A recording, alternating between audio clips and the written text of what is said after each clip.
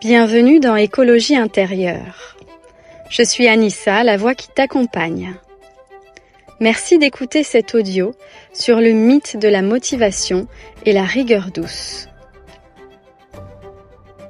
Tu peux l'écouter en marchant, en faisant quelque chose de simple ou en ne faisant rien d'autre. Ce qui compte, c'est que tu sois là, avec toi.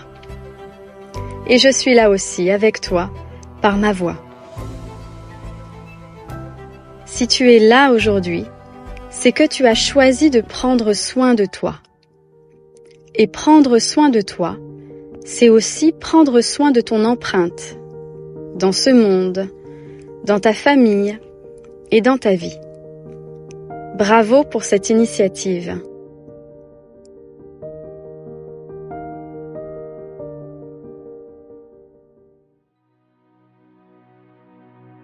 On croit souvent qu'il faut être motivé pour agir, qu'il faut attendre le bon moment, l'envie, l'élan.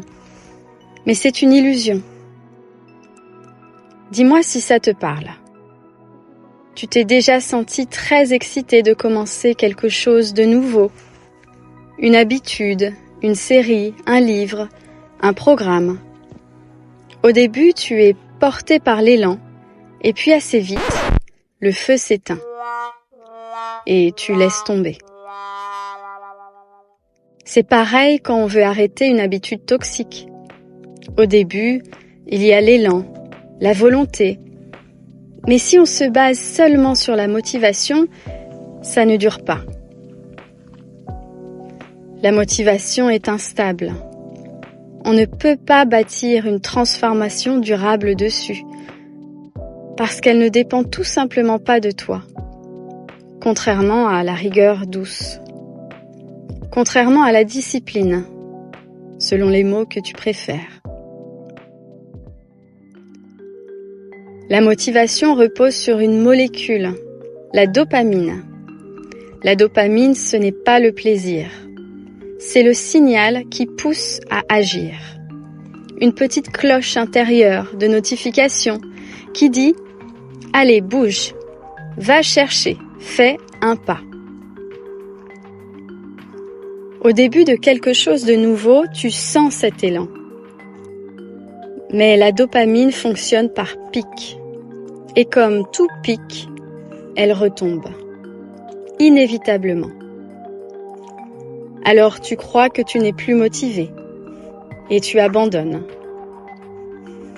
Une expérience illustre très bien ça. On a observé 2 rats. Au premier, on donnait sa nourriture directement. Ainsi, il n'avait aucun effort à fournir. Son système de dopamine s'est éteint, peu à peu. Et il a même fini par se laisser mourir. Au second, on déposait la nourriture plus loin. Il devait marcher, bouger, chercher. Et donc sa dopamine s'activait. Et avec elle, l'élan de vivre. La dopamine ne vient pas quand tout est facile. Elle vient avec l'effort, le mouvement, l'action. Alors, rappelle-toi, la motivation n'apparaît pas dans l'attente, pas en attendant les conditions idéales, le moment parfait, la bonne personne, le bon environnement. Si tu attends tout ça, tu risques d'attendre toute ta vie. La motivation naît du mouvement, d'un petit geste, d'un pas, même minime, posé dans la bonne direction. Et surtout, c'est en choisissant l'action juste, pas forcément l'action facile, que tu construis peu à peu une vie qui te ressemble.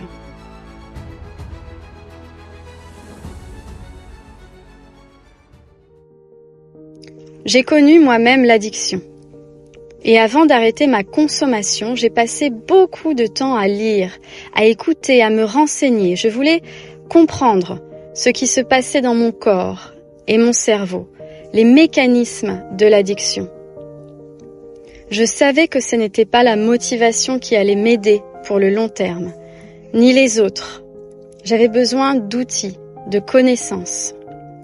Et le meilleur outil, c'était de savoir ce qui se passait à chaque étape. Quand une émotion montait ou quand un manque apparaissait, je savais que c'était mon cerveau qui se recalibrait et que c'était normal. Alors je pouvais choisir l'action juste. Et toi aussi, tu connais peut-être ça, une habitude que tu reprends, non parce qu'elle te fait du bien, mais juste pour éviter un inconfort, souvent émotionnel. Ce n'est pas une faute, c'est humain, c'est un mécanisme. Ce qui change, c'est d'apprendre à observer, à comprendre et à choisir un autre geste.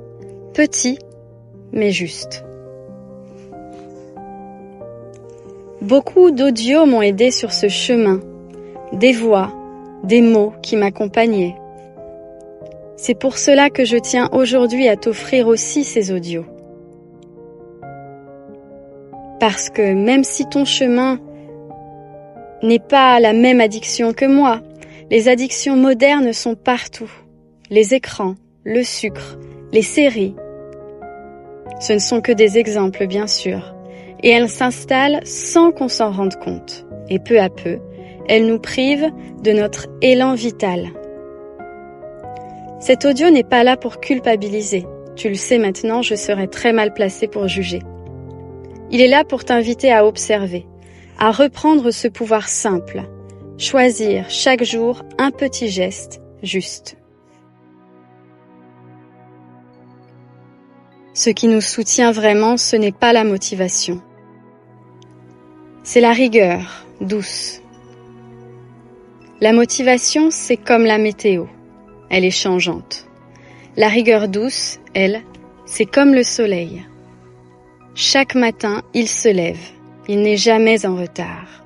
Peu importe les nuages, peu importe la tempête.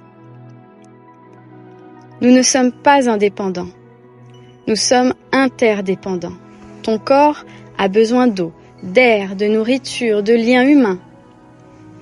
Alors l'écologie intérieure, ce n'est pas s'enfermer dans un dogme. C'est entretenir ce terrain chaque jour, à ta manière. Et rappelle-toi, chaque petit geste compte. Marcher 10 minutes, respirer en conscience, poser une main sur ton cœur et ressentir ses battements, ou simplement ressentir au réveil le premier contact de tes pieds avec le sol. C'est minime, mais c'est pourtant ce qui trace le chemin.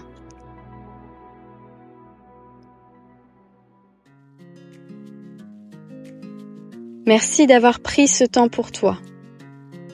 Et rappelle-toi, ton corps te ramène toujours à l'instant présent, contrairement à ta tête qui vagabonde. Si quelque chose dans cet audio a résonné pour toi, tu peux m'envoyer ton témoignage, par mail ou sur les réseaux. Tes mots pourront être partagés, anonymement, et peut-être inspirer d'autres personnes. Merci encore de marcher avec moi.